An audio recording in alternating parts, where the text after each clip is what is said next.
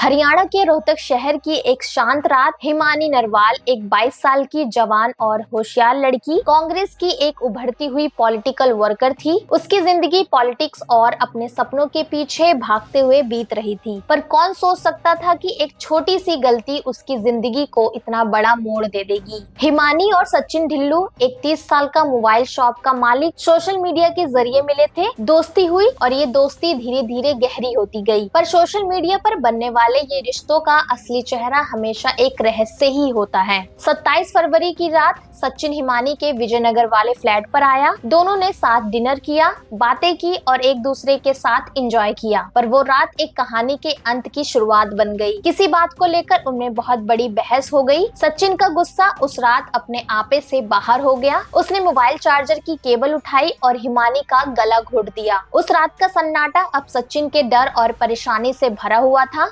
हिमानी की लाश को छुपाने के लिए उसने एक सूटकेस उठाया, लाश को उसमें डाला और अपने होश खो बैठे मन के साथ उसने संपला बस स्टेशन के पास फेंक दिया। अगली सुबह हिमानी की मिसिंग रिपोर्ट फाइल हुई। रोहतक पुलिस ने छुट्टी के दिन भी इस केस पर काम करना शुरू किया। सीसीटीवी फुटेज काफी मददगार साबित हुई। एक फुटेज में सचिन सूटकेस के साथ दिखाई दिया और ये एविडेंस उसके सारे सीक्रेट्स को एक एक करके खोल रहा था। सचिन को कुछ ही दिनों में दिल्ली से पकड़ लिया गया। उसने कन्फेस किया कि हिमानी का मर्डर उसने ही किया था। पर सच ये था कि ये सिर्फ एक मर्डर नहीं था, ये एक पॉलिटिकल कांड, एक जेलसी और एक सेल्फिश इंसान की कहानी थी। हिमानी की फैमिली, जो अब तक अपनी बेटी के सपनों को सपोर्ट कर रही थी, अब सिर्फ एक डिमांड कर रही है, जस्टिस फॉर हिमानी। कांग्रेस के लीडर्स भी अब एक इम्पार्शियल इन्वेस्टिगेशन की बात कर रहे हैं। ये कहानी सिर्फ हिमानी नरवाल की नहीं, बल्कि उन सब लड़कियों की है जो अपने सपनों के लिए लड़ती हैं, लेकिन कभी कभी गलत लोगों के जाल में फंस जाती हैं। जस्टिस का इंतजार अब भी है और ये कहानी एक सबक बनकर सोसाइटी के सामने आई है।